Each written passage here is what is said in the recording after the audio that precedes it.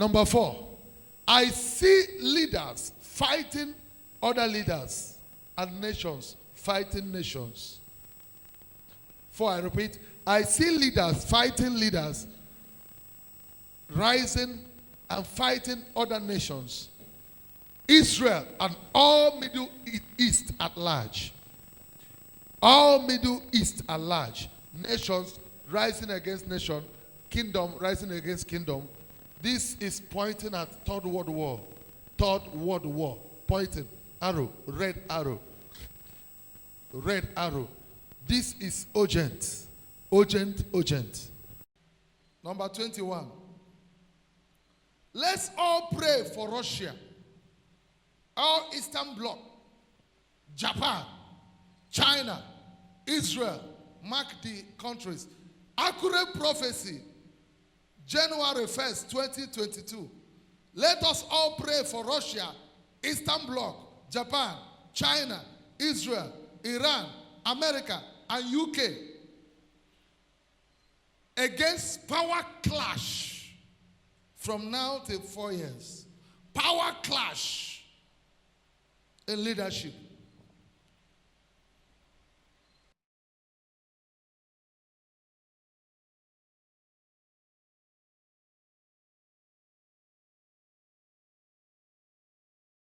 Overseas now to Israel and Iran, exchanging a barrage of airstrikes. This as Israel expands strikes inside of Tehran. Explosions and plumes of smoke hovering over the city's skyline.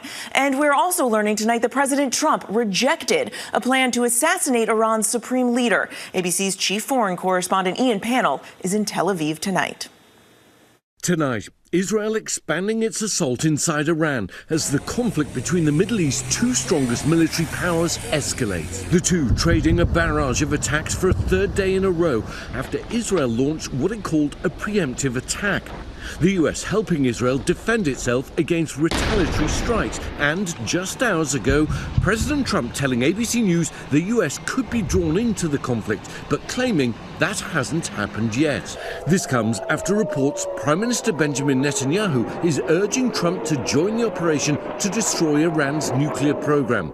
But Trump urging restraint and a return to the negotiating table. And in a major development, ABC News learning he rejected an Israeli plan to kill Iran's supreme leader.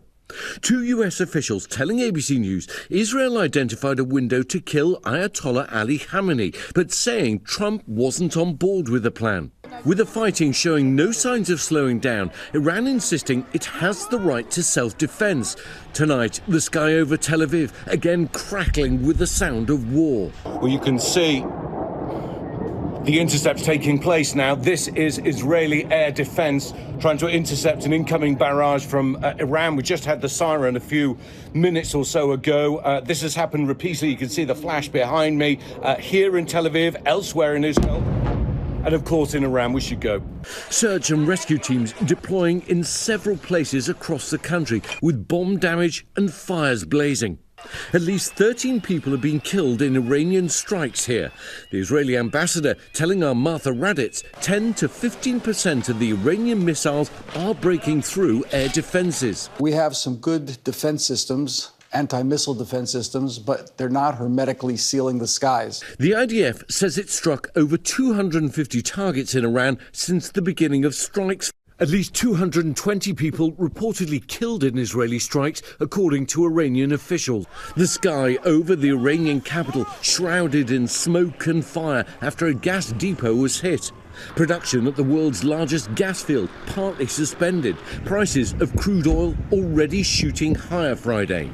Mary, Israel trying to eliminate its enemies in Gaza, in Lebanon and now in Iran. And despite calls for de-escalation from President Trump, this remains a highly dangerous moment for this region. Mary? It certainly is. Ian Pannell on the ground in Tel Aviv. Ian, thank you.